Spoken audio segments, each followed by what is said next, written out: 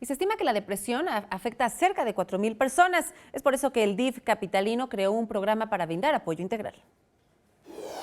El Desarrollo Integral de la Familia, el DIF, en la Ciudad de México, registra cerca de 4,000 personas por problemas asociados con la depresión y el suicidio. Por ello, el instituto organizó el foro La Depresión y sus diferentes rostros, capacitación a la que asistieron 100 profesionales en psicología, trabajo social y educadores de la institución. Ahorita lo que buscamos con este foro es preparar a nuestro equipo DIF, a nuestros expertos que de por sí tienen una visión específica en la atención desde el punto de vista psicológico, pero también a nuestros responsables de los centros de desarrollo comunitario, para que tengamos la visión y la formación necesaria para poder detectar los elementos que nos podrían permitir identificar que existe una depresión. La depresión es un trastorno emocional caracterizado por la presencia de tristeza, pérdida de interés y baja autoestima, síntomas que dificultan el desempeño de actividades diarias. Al año estaremos atendiendo cerca de 1,000 niños y niñas que se vinculan con maltrato infantil en la familia.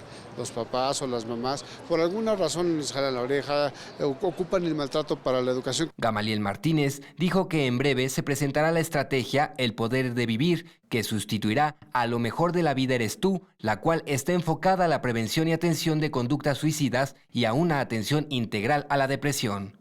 Con información de Saraí Mariscal, 21 Noticias.